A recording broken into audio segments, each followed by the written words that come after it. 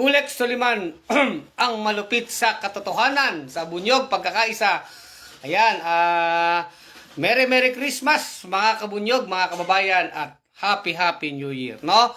Pag-usapan lang natin, sa tingin natin sa darating na taon, 2024, kamusta na kaya ang banggaan ng mga Marcos, Romualdez laban sa mga Duterte Arroyo? No? Matagal din tayong hindi nakapag-live. Gandang topic natin to, mga kabunyog, mga kababayan. Ano ba ang inaasahan natin na magaganap na banggaan pa ng Marcos laban sa mga Duterte at ng mga Duterte laban sa mga Marcos, no? Eh nakita natin, nagsimula sila, mga kabunyog, mga kababayan, na sila'y magkakampi, unity team.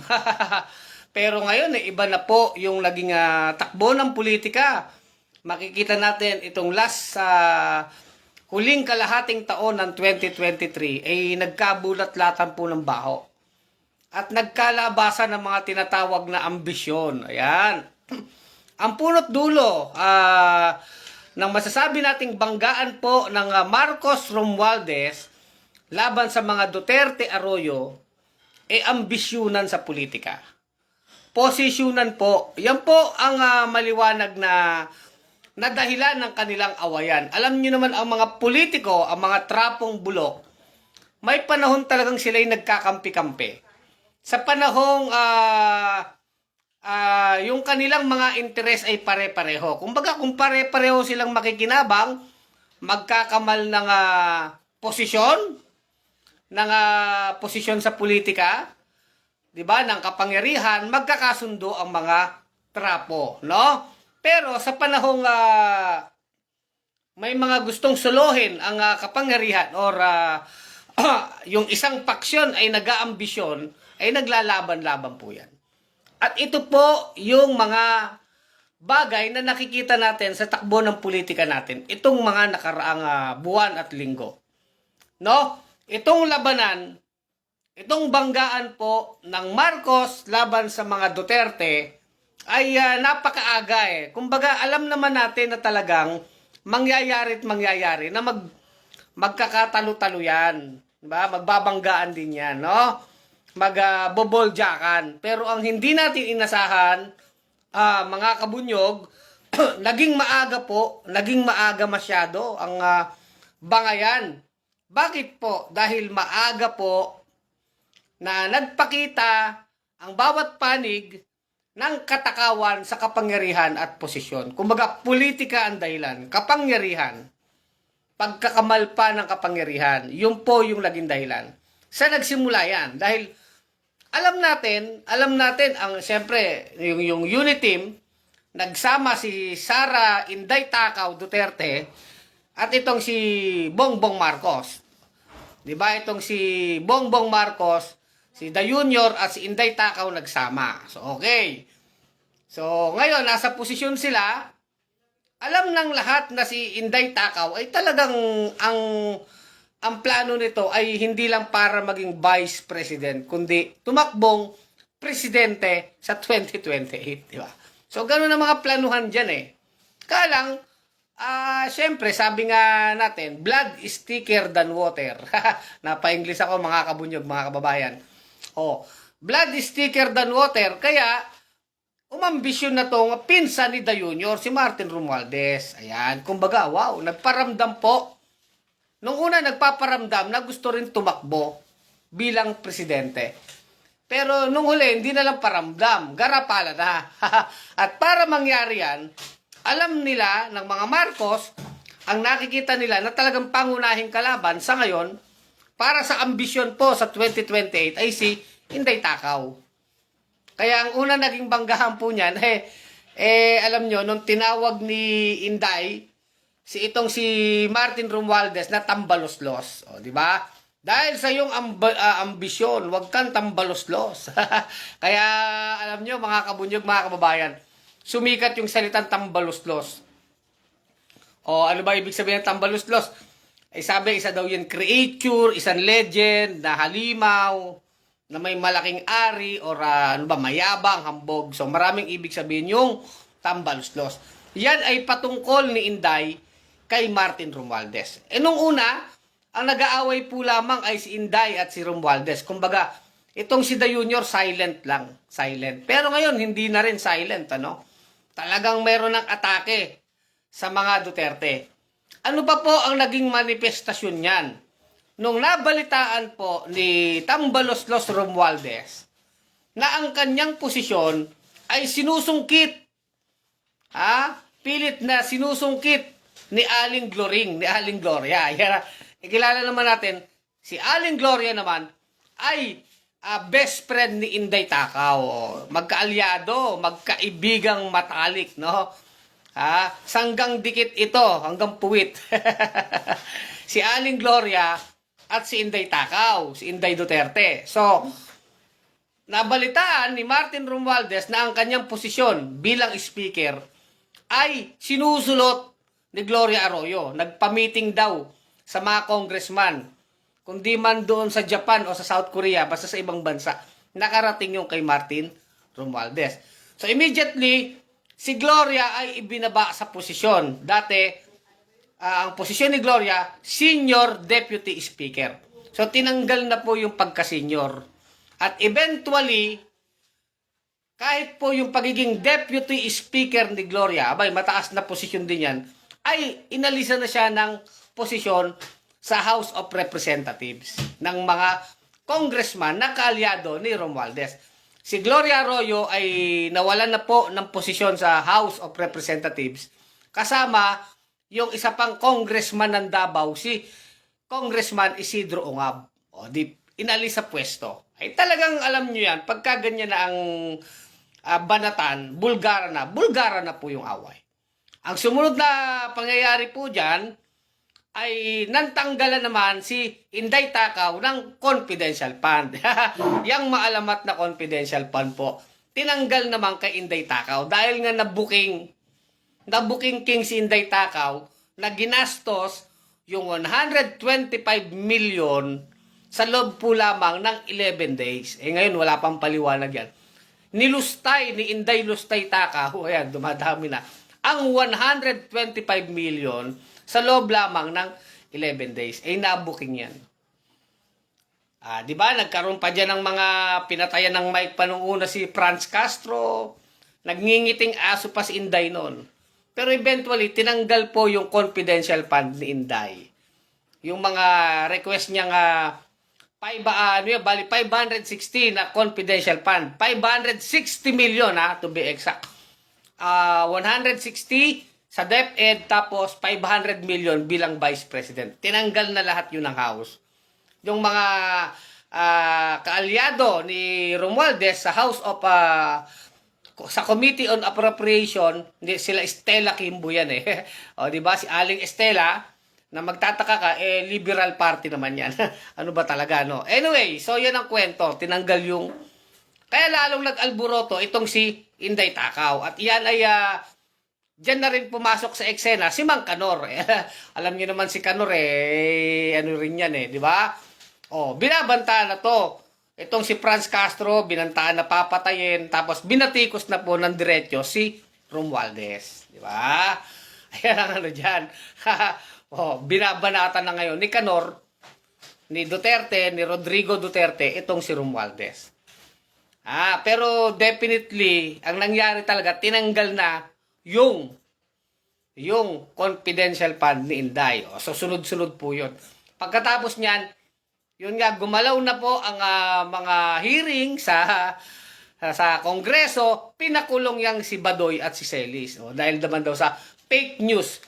Pa-fake news naman kasi naglabas kasi itong si Eric Celis, itong ka-Eric na to, sa SMNI na sinasabi si Martin Romualdez daw ay ang travel fund daw na ginastos ay 1.8 billion pesos.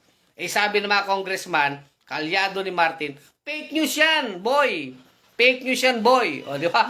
Kaya ang nangyari, nung house hearing, tinatanong si Ka-Eric, ikaw, boy, saan mo nakuha ng source mo? Fake news yan. Nayabangan ang mga congressman dito kay Ka-Eric. Ayun, kinontempt, pinakulong ngayon. Ilang araw bang pinakulong si, ilang linggo rin silang nakulong dyan. 10 days yata. Dyan sa House of Representatives. Si Badoy, si Loren Badoy at si Eric Sailis. Ang dahilan ay nagpa-fake news at hambog nga daw. Sabi ng mga congressman. Eh alam naman natin, yung mga yan ay talagang kaalyado ni Duterte at SMNI. At bukod dyan, ito na ang SMNI, kino-question na rin, inimbestigahan na rin, hanggang sa pinasuspindi na po yan ng Kongreso sa National Telecommunication Commission sa NTC, yung prangkisa ng SMNI. So, tinira na din yung SMNI. At pati si Kibuloy, na may-ari ng mga baliw na kaluluwa, may-ari ng universe, si Kibuloy ay iniimbestiga na rin. Nare-review na rin yung kaso ni Kibuloy sa Federal Bureau of Investigation dyan sa Amerika. Kasi wanted po yan si Kibuloy eh. Wanted yan. O yan, factual yan ha. Hindi ang fake news. So, wanted si Kibuloy, iniimbestiga na rin. So, yan po. Kinukwento lang natin yung punot dulo ng mga bangayan ng Duterte Arroyo laban sa mga Marcos Romualdez. So, undeniable na yan. Hindi na yan madedenay. So, yun. So, sinasabi lang natin dito, sa darating na taon, 2024, Happy New Year. Happy New Year. Tingin natin, mas lalong lalala ang kanilang bangayan.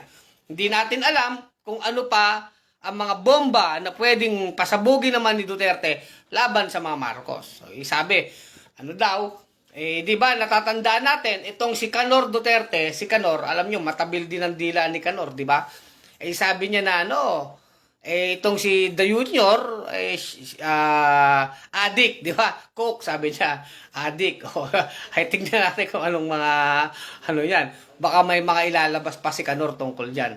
No, isa pa pala, ito pa pala, bago natin kalimutan, mga kabunyog, mga kababayan, isa pa pala sa alas ni Marcos, nila Romualdez, itong ICC, ay talagang malupit ito.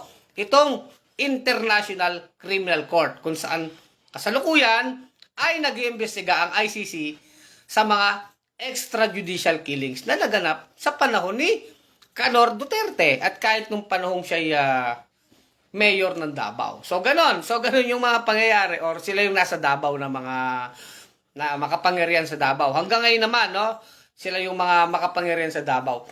Iniimbestigahan po yan ng International Criminal Court. Pinag-usapan kung papapasukin na yung ICC dito o hindi. Ibig sabihin, kung bibigyan ng opisyal na recognition ng ICC at ang Pilipinas ay babalik sa kasunduan sa Rome Statute sa International Criminal Court. So, yun ang mga alas ni The Junior labang kay Duterte. Siyempre, sila Duterte, ano ba ang magiging alas pa nila, di ba? Pambanat naman, di ba? Pang resback naman dito kay Marcos Romualdez. Pero alam natin, sabi ni Canor, dito kay Martin Romualdez, labas mo ang kayo mga congressman kayo, Hindi kayo malinis, sabi ni Canor. Kayo ang pinakamaruming institusyon. Maraming mga magna, parang ganun Biglang naging anti-corruption crusader bigla si Canor Pinalalabas niya ngayon yung mga asset, yung mga salin, yung mga yung mga ginagastos, yung mga hindi naman salin, yung tinatawag na saan napupunta yung mga pondo na ginagamit ng mga congressman, yung mga expenses, pinalalabas ni Canor, ni Rodrigo Canor Duterte, which is sangayon tayo doon, hindi lang sa mga congressman, sabi nga natin, kahit sa mga mayor, governor, sangayon tayo. Pati ikaw, Canor, ilabas mo na rin ang salin mo. Kumbaga, kung sinasabi mong mga magnanakaw to, madumi tong institusyon na to, mga congressman yan, mga kawatan, ikaw nga mismo, Canor, bago ka magsasalita ng ganyan, ilabas mo rin ang salin mo. Yun naman ang posisyon natin. So, pabor naman tayo na magbulat-lata ng record. Mapa Romualdez yan, congressman ba yan, kung sino mga trapo na yan, kung sino magnanakaw dyan, di kasuhan, di ba? Tayo, gusto natin yan sa bunyog, no? O, yun po, mga kabunyog, mga kababayan. So, yan na, ang mga banatan nila, kumbaga, sa bagong taon, mas malakas pa sa putukan ang mangyayaring pasabog ng Marcos Duterte, kumbaga sa boxing. Siguro, mga round 1, 2, 3, hanggang 4 pa lang napapanood natin. Marami pang round ito.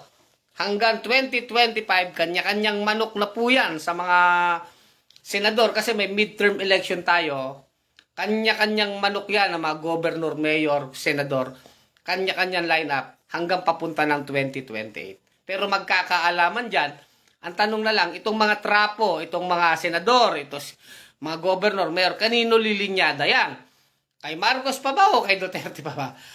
Sa tingin lang natin, lamang naman si The Junior kasi silang nasa administrasyon, hawak nila ang pondo ng bayan. Alam naman natin, pag trapo, kung saan makikinabang yan, dyan pupunta. So, nakita natin, maraming mga kapartido ni Duterte sa PDP laban, naglilipatan na sa partido ni La Marcos or kundi man kila Martin Romualdez, di ba? Ang partido ni The Junior, itong Partido Federal ng Pilipinas, tas yung kay Romualdez naman, yung Lakas CMD, na dati, yan naman yung kila Gloria. Pero ngayon, yung Lakas CMD, ang may control na dyan, ay si Martin Romualdez, di ba? Nag-resign nga si Inday dyan sa Lakas CMD, nag-resign si Inday dyan, si Inday Takaw, no? Basta ayan na ang ating mga sinasabi na talagang lalala pa ang banatan ni Marcos, ng mga Marcos laban sa Duterte. Okay. Basahin ko ang inyong mga ano bang masasabi nyo dito, mga kabunyog, mga kababayan, sa pinag-uusapan natin, di ba? Ang gandang pag-usapan nito kasi ito talaga yung nangyayari. Basahin ko ang inyong mga comment. Sabi ni Romy Garciso, totoo naman, kurap, ikaw nga galit na galit ka kay Canor. Oo, galit tayo kay Canor. Fernande, ito, mga Eva Estabaya, ayan, nanonood, salamat po Loy, sabi ni Loy, Celis at Badoy ang mga tunay na salot sa lipunan. Buking na sila, gising na ang taong bayan sa panluloko nila. Tama naman si Loy Kaya nga yan ay pinakulong sa House of Representatives. Pero eventually, nakalaya kasi matindi rin yung ginawa nila Duterte diyan, ng mga grupo ni Duterte. Talagang pumirma po yung mga military, yung mga pulis, mga retired, tsaka active yata, pumirma manifesto in support naman kay Badoy at Celis. So, matinding puwersa din yan. Siyempre, sa parte naman ni Marcos, meron din siya mga hawak na mga general din. Kaya kahit ang military, bakbakan din yan sa loob. Ganun po yan no? Hindi naman lahat ng military or pulis ay hawak nila Duterte. Siyempre, madami dyan, maka-administrasyon, di ba? Yan po Maria Ishamin Rodriguez, Eva, tama ka kabunyog, Merry Christmas and a Happy New Year. Salamat Kaya tayo, matagal din tayong hindi nakapag-live, di ba? Saldi Cornelio, okay lang kung magbanatan na ang mga dating Unitibs. Unitibs pa rin sila. Tibs pa rin sila, kasaldi, di ba? Kaya lang, hindi na sila uni. Watak-watak tibs na. Pero magnanakaw pa rin. Ang problema nila, hindi na sila nagkakaisa. Kanya-kanyang biyahe na sila ngayon. Yang mga magnanakaw ng mga bulok na politiko na yan, di ba? Wala tayong kinakampiyan dyan. Alam nyo naman, pag talagang mali ang ginagawa ng Marcos Romualdez, yung administrasyon ni The Junior, binabanata natin sa bunyog. Hindi natin pinalalampas ang lahat ng mga kalokohan ng mga Marcos. Ever since, binabanata natin. At tayo, lalo kay Duterte, hindi natin pinalalampas yung mga kawalangyaan ni Duterte, di ba? Yung mga AJK na yan, yung kabastusan ni Canor, yung pagiging matakaw sa kwarta ni Inday Takaw Sara, binabanata natin yan. So, parehas natin binabanata yan. Basta mali. Ang mali ay mali, binabanata natin. At kaya naman tayo ngayon, yung topic natin, pinaliliwanag natin, yung sinasabi natin, yung naging away ng dalawang kampo, na hanggang ngayon nagpapatuloy. So, yun, parehas natin binabanatan yan. So, wala tayong kinakampiyan dyan. Parehas mga buhaya yan, parehas mga magnanakaw yan. Nililiwanag lang natin. Diba? Ray B. Centenay Sr., toxic ng PH ang baga ngayon sa gobyerno. Toxic na po talaga. Ever since, marami ng toxic. Hanggat ang gobyerno, di ba, pinamumugara ng mga kawatan, talagang toxic po talaga. Salamat Glenn Luntaw sa 10 stars Salamat sa mga nag-send ng stars. Happy New Year. Joby Aguirre, natutuwa ako sa ginagawa ng administrasyon ngayon laban sa mga Duterte. Naman, gusto din natin yon kasi tayo naman, kung yung isang politiko i-expose niya yung kabulukan ng isang grupo ng politiko, okay din yon. At kung yung mga Duterte, magpapasabog din sila ng baho at kabulukan nila Marcos, welcome din yon. Ang mahalaga, para sa taong bayan, sa atin, malaman natin ang bulok at baho ng bawat isa. At tayo, dahil mga bulok yan, wala tayong kinakampihan dyan. Kung sila ay magpapasabog ng kanilang baho, problema nila yan. Maganda nga yan, makita ng taong bayan yan. Diba? At nakikita naman natin, no? Ano yan Talagang ganyan ang mga politiko. Mila Bianino, salamat sa panonood, Kabunyog Mila ng Iloilo. Ang ganda ng ating usapan dito, no? Talagang bagong taon, mas matapang at mas palawang at mas malaman ang ating mga vlog. Dahil alam natin, maraming mga aabangan tayo ng mga susunod na mga kabanata sa laban, sa maalamat na laban ng Marcos laban sa Duterte. Diba? Good evening, sabi ni Kabunyog Eva Estabaya. Salamat po, Ma'am Eva. Francisco Antonio Mabunga. Ready, pink popcorn, may popcorn ka na ba dyan, ano? Si Kabunyog Francisco. May popcorn ka na dyan. Magbabaon tayo ng marami popcorn sa 2024. Kasi marami tayong papanoorin, ano? Ngayon kasi sa tingin ko, nakakalamang si Da Junior at si Martin kasi nadikdik nila ng gusto sa Inday. Yung 125 million na nilustay ni Inday sa loob ng 11 days. Talagang nabaon ng gusto si Inday dyan. Hindi pa niya yan napapaliwanag at nakita yan ng tao. Bukod pa dyan yung mga nabuking king na mga nakakalulang mga confidential fund. Mayor pa lang si Inday Takaw. 460 million po. Taon-taon ang kanyang confidential fund. Napakatindi po nang nangyari doon. Biro mo, 460 million confidential fund ni Inday Takaw kahit po nung mayor pa lang siya. Mayor pa lang ng Davao City. Kahit may pandemic, kahit po may pandemic, may COVID, si Inday Takaw may 460 million confidential fund taon-taon. Isipin nyo, naghihirap ang tao, nagugutom ang tao sa panahon ng pandemic, meron pala siyang confidential fund. Nabuking po lahat yan. Di ba? Ang aabahan na lang natin ngayon, ang pasabog naman nila Duterte, laban naman dito kila Macoy, kila Da Junior, kila Romualdez. Abangan natin, hindi papayag si Canor, di ba? Meron sigurong bala yan. Yan ang aabangan natin. Kaya sa bagong taon, marami tayong popcorn na kakainin, ano? Hindi lang popcorn. Ano bang gusto nyo habang nanonood ng boxing, no? Ng dalawang kampo. Salvador Legaspi, parang magnetic pulse po, like pulse repel. Tama ka naman doon, ano? Remy Lagman, good PM po, Sir Kulex. Happy New Year and God bless po. Yes, happy tayo kasi na-expose ang katotohanan. Yun ang gusto natin. Masaya tayo kasi tuloy-tuloy ang laban ng bayan. Tuloy-tuloy ang laban ng bunyog para sa interes ng bayan at para sa katotohanan. Katotohanan at pawang katotohanan lamang ang kakampihan natin sa bunyog. No more, no less. Masagasaan sasagasaan natin lahat. Kahit sinong politiko, basta totoo ang ating sinasabi. Yun ang pinakamahalaga. Ang pinakamahalaga, yung kapakanan ng bayan, yung pinaglalaban natin. Hindi tayo matatakot, hindi tayo aatras, mga kabunyog. Mula ngayon hanggang 2024, 2025, hanggat may bunyog, no? Tessie Torres, naku po, pag yan ang naging presidente, wala komunista lalabas natin, sabi naman ni Tessie Torres.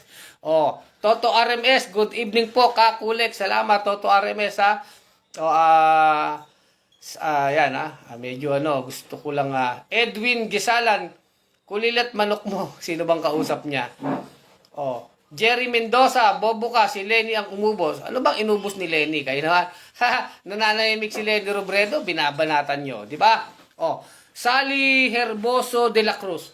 Advance Happy New Year po, Mr. Kulex at mga kabunyog. Salamat po, kabunyog Sally de la Cruz. Maraming nagagalit sa atin. Tayo naman sa katotohanan lang Kung may paputok tayo, katotohanan yon, di ba? Bawal sa atin ang fake news. Nenet Soriano, God bless po. Ang katotohanan ang magpapalaya sa atin. Nenet Soriano, salamat. Norberto Canila, God bless po. Salamat. Ang ganda ng inyong mga comment.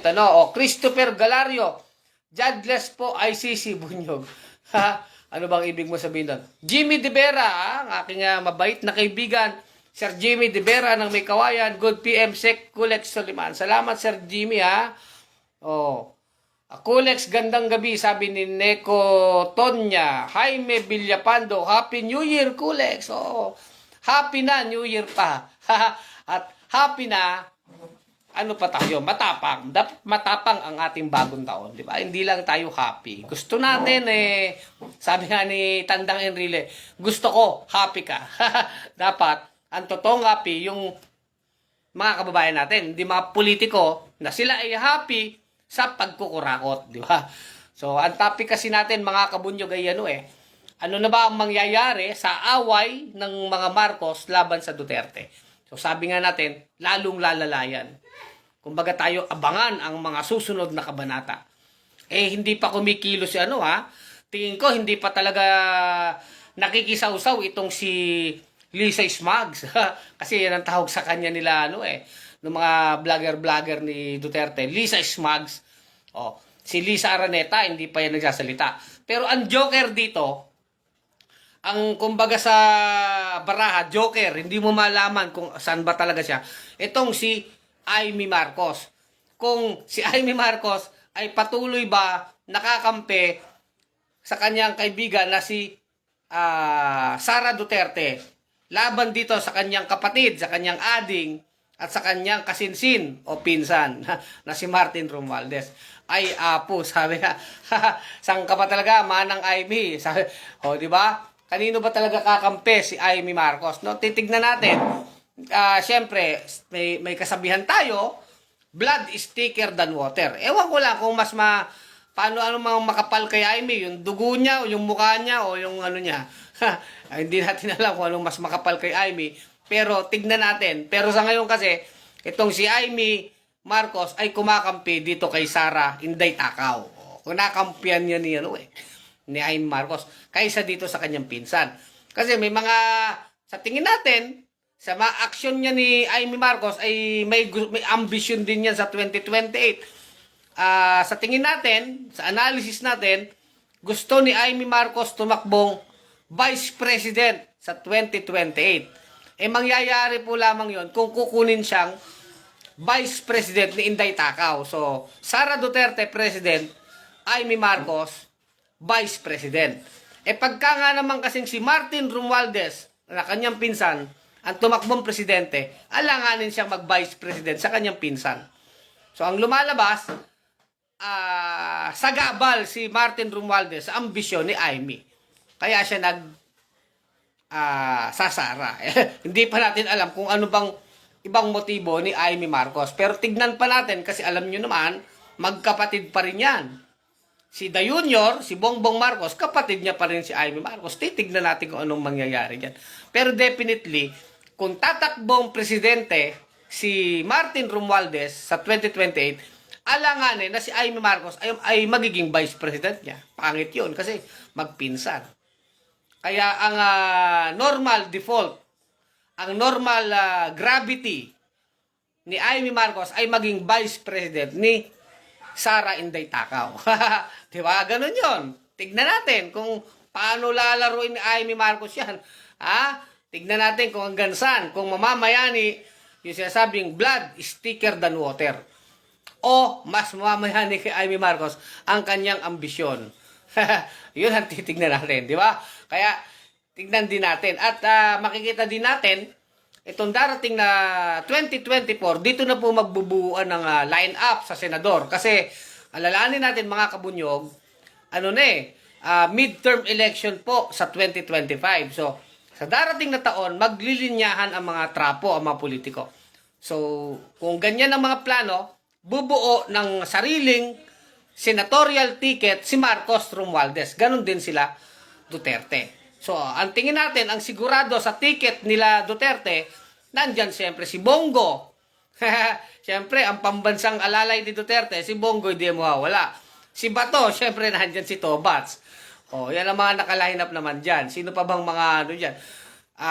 Tingin natin si Tolentino, kung dyan papasok pa si Tolentino, di ba?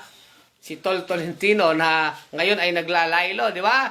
Saan ka ba talaga Tolentino? Marcos ka ba? Duterte ka ba? Kasi medyo nangungulelat sa survey si Tolentino, di ba? So, yan, mga solid Duterte yan. Baka dyan lilinya yan, di ba? O, sa parte naman nila Romualdez Marcos, sino naman mga senador nila? Pwedeng si Erwin Tulfo, ganyan eh. Madami pa yan. O, na mga, sila pa Manny Pacquiao, sabayan linya, di ba? Hindi natin alam. Pero malakas po, mabigat po ang line-up sa senatorial sa 2024 ng mga politiko. Di ba? So, yan yan. Diyan natin makikita yung linya ng trapo kung anong mas malakas. Di ba? So, 2025 po yan. Pero 2024, maghahanda ng mga yan. Jan Eric Katubig, salamat sa panonood. Dami mong heart. Hinertuason ang poging kabunyog ng Ligaw Albay. Hinertuason, good evening and Happy New Year, Brother Kulek. Salamat kasama kapatid na Hinertuason. Ano? Kamusta bang yung Pasko dyan? Ano? Kayo, wag yung takasan ng mga inaanak nyo, ha? Oo, wag. Bigyan nyo kahit 20. Okay na yun. O huwag kayong magtago sa inyong mga inaanak, di ba? O Angel de la Guardia. O yung mga nagagalit dito, magtiis kayo. Suspendido ang SMNI. Oo, manigas kayo, di ba? Ako, mas inaabangan ko dito yung Inaabangan ko yung eksena na i-extradite si Kibuloy. Alam niyo yun? Dahil si Kibuloy, wanted yan eh. Wanted yan sa United States. May mga akusasyon sa kanya na mga kaso, di ba? Human trafficking. Madami. So ano may mga mabibigat na kaso niya dyan? Mga nagko-complain sa kanya ng rape, ng mga bata, minor, di ba? May mga complain ng rape, yung mga night massage daw, night duty. Pagkatapos ginagamit yung mga babae, no? Yun ang mga akusasyon kay Kibuloy. So ang mas inaasahan ko eksena dyan, yung extradition. Extradite si Kibuloy. Ibig sabihin, dadamputin siya ng Amerika. Lilitisin siya doon, dadamputin siya ng Amerikano para dun siya litisin siya sa Estados Unidos. Yun naman inahabangan natin dyan. Ano? O, Angel de la Guardia, salamat ha. O, suspendido ang SMNI. Sana nga tuloy-tuloy ng hindi lang suspendido. Talagang revocation ng kanyang prangkisa. Kumbaga, tuluyan ng mawala ng prangkisa yung SMNI. At may mga ugong-ugong, chika-chika, wala, narinig lang naman natin. Alam niyo naman tayo, narinig lang. Mayroon daw parang itong ABS-CBN, parang babalik ba? Tignan natin. Hindi natin alam eh. Pwedeng bumalik ang ABS-CBN, di ba? Tignan natin lang alam niyo, ang politika mahiwaga yan. No? Pwedeng sampal din ni Marcos yan, pababalikin niya ang ABS-CBN. Isasampal niya yan sa pagmumuka ni Canor Duterte. Di ba? Kaya marami pang yan, mahiwagang mangyayari sa 2024. So abangan natin yan, Kahit tingnan natin, yung ICC, sabi, nakapasok na dito. Ang inaabangan natin, yung official recognition ng bansang Pilipinas. Hindi lang yung physical na pagpasok ng mga investigador ng ICC dito, kundi yung official na pagpasok uli ng Pilipinas sa Rome Statute, sa International Criminal Court. Kung saan, yung desisyon o yung mga proseso ng ICC ay i-recognize at igagalang ng ating bansa, ng ating republika. Kaya halimbawa, kung matutuloy na yung kaso, makasuhan na sila Duterte, sila Bato, sila Inday Takaw, kung sino pa ma-involve dyan na kinasuhan o i-complain, ay dadaan naman yan sa due process. So may karapatan naman sila Canor kumuha ng kalang mga abogado. Pwede naman si Harry Roque dyan o di due process. At kung sakali po mag-i-issue na yung korte, yung ICC ng aresto, warrant of arrest, yung pupusasan na si Duterte, aarestuin na. Yan ang magandang senaryo dyan. Walang magagawa ang Marcos administration kung talagang bumalik na tayo sa ICC. Kailangan nating sundin ang kasunduan kasi pinirmahan natin yan. Ang international law, di ba?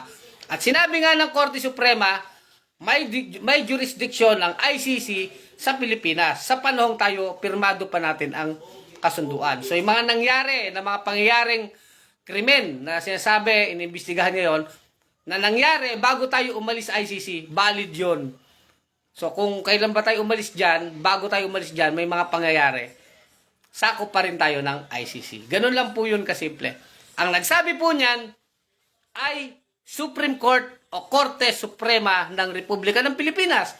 Kaya mga Dutards, huwag kayong kumontra kasi ang nagsabi niyan ay Korte Suprema. Kaya huwag nyo nang ipilit yung sinasabi nyo na ang ICC ay walang jurisdiction o kapangyarihan sa Pilipinas. Mali po yan. Huwag kayo nagpapapakinig kay Harry Roque na butanding.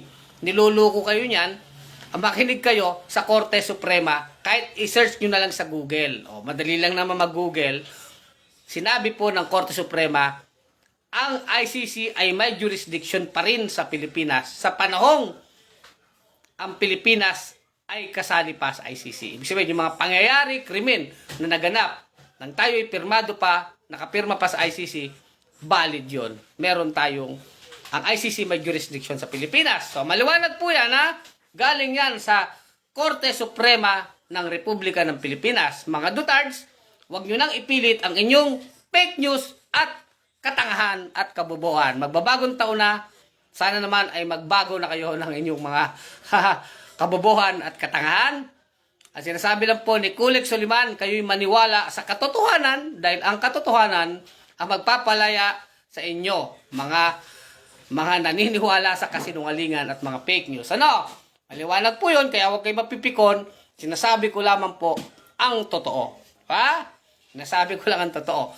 So ngayon, kung na-recognize na ang ICC, dahil proseso yan ng korte, o bibigyan ng karapatan sila Duterte, due process yan, o kung darating na po sa panahong mag-i-issue na ng warrant of arrest ang ICC, aarestuhin talaga si Duterte. Kung sino man ang ipapa-aresto ng ICC, at obligado po ang Philippine National Police na ipatupad ang utos ng korte kasi nare-recognize natin ang ICC, di ba? Dahil ang international law ay bahagi ng ating batas. Liwanag yan, ano? Ang international law ay bahagi ng ating batas at nagpapalakas sa ating batas. Lalo sa punto ng human rights. Ano? O, Norberto Canilang, God bless po. Salamat, ha. Martha Birch, hi Sir Kulex, Happy New Year, God bless you watching Bonn, Germany. Kamusta po kayo dyan sa Germany? Ma'am Kabunyog, Martha Birch, Happy New Year, stay safe, ano? Arnel Alparo, Merry Christmas po Sir Kulex and good luck po sa Bunyog. Salamat, tuloy lang ang laban ng bayan, tuloy ang ating laban, di ba? Sir, sino ba yung nag-comment na yun? Basta tuloy ang ating laban, ano? Ang habilis kasi nung ano, no? O, John Eric Katubig, go, go, go, Leila de Lima sa 2025. Manny Pamatpat, Sunny Trillanes for Senator. Ang alam ko, si Sentry, si Senador, dating Senador Trillanes ay kumpirmadong tatakbo mayor ng Caloocan. Alam ko, kumpirmado eh. Nakausap ko yung kanyang mga ilang mga supporter. Ang balita natin, tatakbo si dating Senador Trillanes, mayor sa Caloocan City. Babanggain ni Sentry itong trapo, sila Oscar Malapitan. Malapitan. Kaya duguan din ang laban dyan sa Caloocan. Ano? Ay, syempre, pag ang kalaban mo, trapo, ay mahirap yan. Mga dynasty na yan dyan sa Caloocan. No? So, yan ang laban ni Trillanes. Alam ko, hindi siya mag-senador. Ano? Manny Pamatpat. O, tignan pa natin ang mga susunod na balita. No? O, yun ang aking pagkakalam. O, Mila Bianino, yes, welcome ICC 2024. Jimmy De Vera, nasa loob na ng bansa ang ICC at kasalukuyan nag-iimbestiga sa crime against humanity. Oo, nandito na nga, ano? Oo, maganda din naman yon. Welcome development yan, Sir Jimmy De Vera, no? Amelia L. Alcala, Happy New Year. Opo, happy tayo, basta nangingibabaw ang katotohanan, ano? Oh, George Alcala, good evening, Kabunyog Kulex Soliman, watching from Pasay City. Oh, Joseph Lib Baking, Jukebox. Anong jukebox? Ano ba yun? Nancy N. Ong, 100 stars. Salamat po, Ma'am Nancy N. Ong, sa iyong 100 stars. Sa mga mababait, pwede po kayo mag-send ng stars. Yan po ay ginagamit ng Bunyog para sa ating mga pagkilos, yung pondo na ating naiipon galing sa inyo. No? Pag nag-send po kayo ng stars, ay malaking tulong po yan sa ating laban para sa bayan. Ano? Benito Kalika, Happy New Year po sa inyo, sir. Salamat. Salamat, ha. Sana happy tayong lahat, no? Ano man mga negative, okay lang yan. Basta tuloy-tuloy ang laban. Stay positive tayo, mga Kabunyog. Stay positive tayo. Nasa bandang huli, namamayani ang katotohanan, namamayani ang kabutihan. Lagi naman, kahit may mga masasama dyan, bandang huli, nananaig ang kabutihan. Ang mahalaga, Hindi tayo napapagod magsalita, hindi tayo napapagod kumilos, naninindigan tayo kung ano ang tama at totoo. Yan po ang sinumpaang pangako ng isang kabunyog. Diba? Yung ating ipaglaban ng inang bayan, ipaglaban natin ang kapakanan ng ating kapwa. Jaime Villapando, Happy New Year. Salamat. Archie Segi, okay video nyo. Kulex, pogi ba ako sa video? Kabunyog Archie Segi. Okay ang video, no? Sana. Salamat sa iyo, Archie Segi. Okay daw ang ating video. Oo naman. Chill-chill lang tayo dito, di ba? Ayoko naman kayong i-stress eh. Ang layo na sagot mo, wag ka na sumasaw, sabi ni Fernandez Itorma. Sino bang kausap ni Fernandez Itorma dito? Ano? Eva Istabaya, Ma'am Eva, salamat. Sabi ni Nitz sa Hagnam, ano? Nitz sa Hagnam. Teka, sayang, hindi ko na yun nabasa, ano? Jasmine Celso, good morning, Kabunyog, Kulex. Morning ba dyan, Ma'am Jasmine Celso? Good morning, Kabunyog, Kulex, and all viewers. Salamat po, Ma'am Jasmine, ha? Jerry Mendoza. Ayan, nabasa ko na pala yung ano mo. Toots Giyab, Kulex Vlog, ang malupit sa katotohanan. Salamat, Kabunyog Toots. Oo naman, malupit sa katotohanan. Pinakamalupit na. At mas malulupit pa sa bagong taon, di ba? Basta katotohanan, malupit talaga tayo dyan. Paninindigan natin, basta totoo. Wala tayo atrasan, di ba? Jigsy Pabon, mga Kabunyog at Kulex Soliman, advance Happy New Year. Salamat. Ani Reyes Ramines, good evening po, Sir Kulex. Hello, Ma'am Ani. Stay safe kayo, ha? Huwag na kayo magpaputok. Sayang, baka maputol daliri nyo. Di ba? Uso pa ba paputok ngayon? Bawal na. Alam ko, bawal na yun, di ba? Bimboy Piel Villaberg, Idol Kulex from Bantayan Island, Cebu. Kabunyog Bimboy, aktibo ang ating mga kabunyog dyan sa Cebu. Sila Kabunyog Nick Lima ko, sila Kabunyog Maria Al Aquino. Kukontakin ka. Taga-ano ka pala, Bantayan Island, Cebu. May mga kabunyog tayo dyan. Bimboy Piel Villaber, no? George Tres Maria. Napakagandang balita kung totoong nandito ng ICC sa wakas. May imbestigahan na ang Verdugo. Noel Tenco, Happy New Year, Kabunyog. Yun nga, ang topic kasi natin, kumbaga, palala ng palala ang away ni Duterte at ng mga Marcos. Palala at nakikita nga natin, hindi pa natatapos ang banggaan. Nagsisimula pa lang yan. Kumbaga sa boxing, napanood pa lang natin, round 1, round 2, round 3, round 4. Meron pang mga pasabog yan. Di ba? May mga pasabog pa yan. Wasakan po ng lahi yan. Ubusan ng nakaw na pera. Di ba? Kanya-kanyang ubos ng ninakaw na pera. Alam niyo, mga politiko, mga trapo. Yung isa magnanakaw. Yung isa kawatan, magnanakaw din. Di mag-ubusan tayo ng ninakaw. Lahat yan, mga kwarta na yan, ninakaw nila yan sa bayan. Kaya tayo, wala tayong kinakampiyan dyan. Sige, mag-ubusan kayo ng ninakaw nyo. Mga tambalos-los kayo pare-pareho. Hanggang sa ang taong bayan magising. Sa katotohanan, kailangan bumoto tayo ng matino. Hindi mga magnanakaw. So tayo, mga kabunyog, mga kababayan, wag na kayong kakampi sa mga nag-aaway na politiko. Ang hanapin natin, yung mga matitino. Kahit hindi naman sikat yan, kahit yan wala namang ibibigay na pera sa inyo, mga vote buying na yan, huwag nyo naintindihin yun. Ang malaga, bumoto kayo ng mga mabubuting tao, ng mga matatapat na tao, ng mga tao na makabayan, mayroon silang tapat na hangarin sa bansa. Mayroon silang mga prinsipyo, hindi mga magnanakaw na nag-aaway. Di ba? Huwag kayong magpapaniwala sa mga away-away naman yan. Kaya yan yung pinapaliwanag natin. Di ba? Pero, kung sila'y nagbabatuan ng putik, tayo yung makinig lamang. Sinira ito. Di makinig tayo. Di kung totoo, di maganda. Nalalaman natin ang katotohanan, di ba? Hayaan natin sila.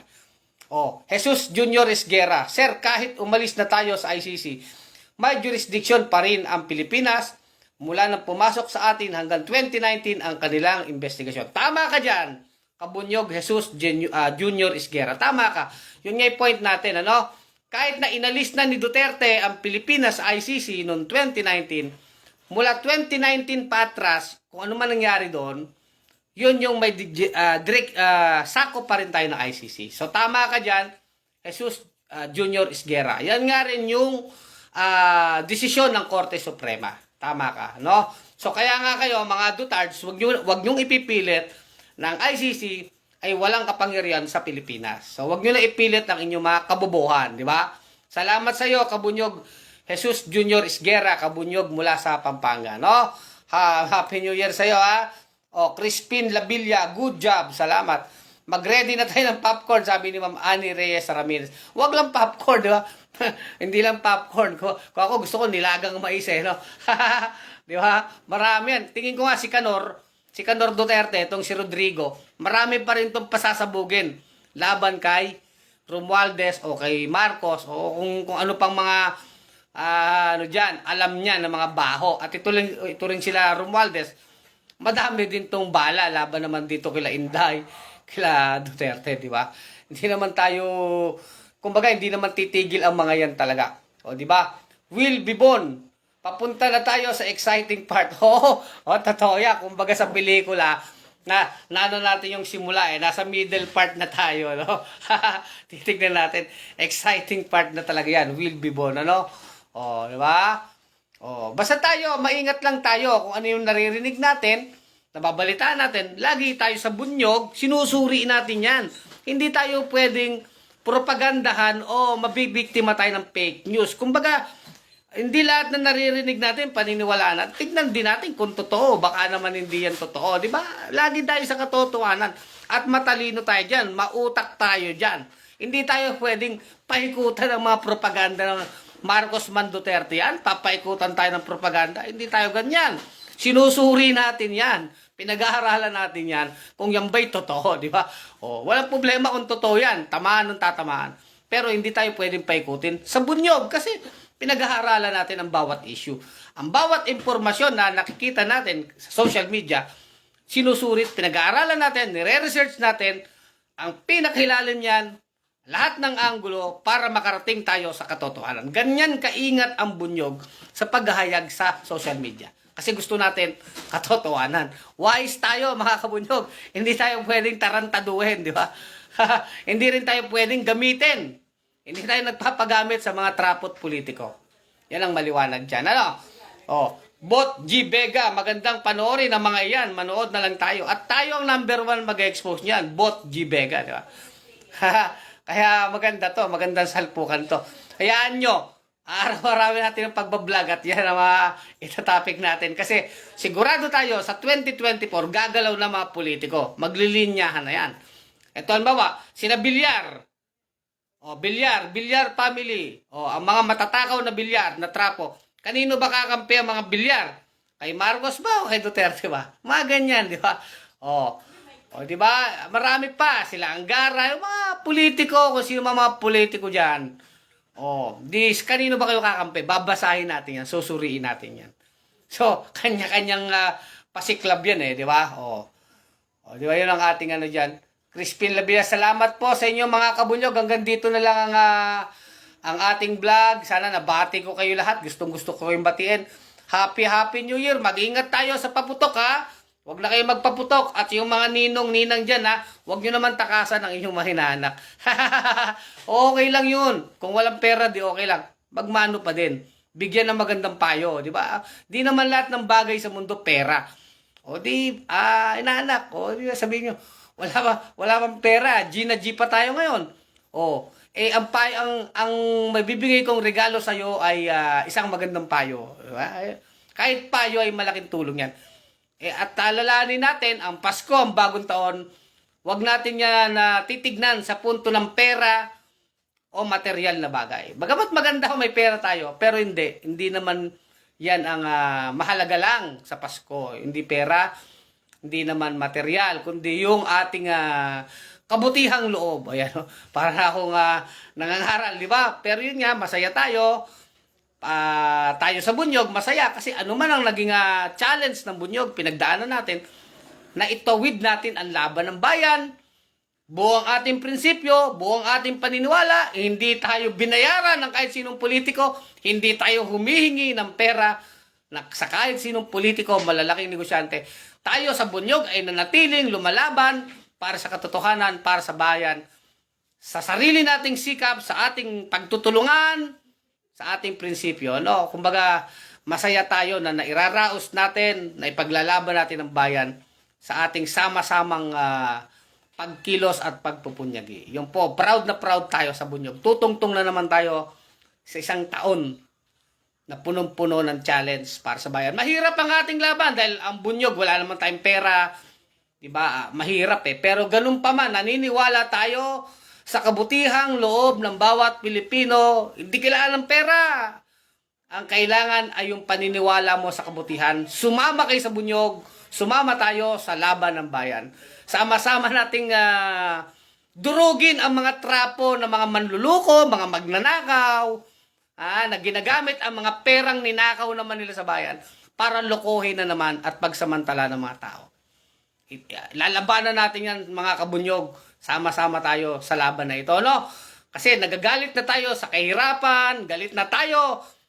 Ayun nga lang issue ng mga driver. Nakita nyo naman, kahit magpapasko, sumama tayo sa rally ng mga driver dahil December 31 na lang ang deadline. January 1, mawawalan po ng kabuhayan. 65,000 to 95,000 mga tao, mga driver, operator, mawawala ng kabuhayan dahil dito sa gobyerno na malupit, na walang kapuso-puso. Di ba? Yun mga sinasabi natin, tuloy-tuloy ang laban natin, mga kabunyog, no? O Wilfredo Abad, Happy New Year! Tuloy ang laban, araw-araw tayo magbablog. So mga kabunyog, mga kabayan, muli ito si Kulit Soliman, ang malupit sa katotohanan sa Bunyog Pagkakaisa. Mga kabunyog, mga kababayan, isang maligayang Pasko at matapang na bagong taon. Mga kabunyog, mga kababayan, tuloy ang laban.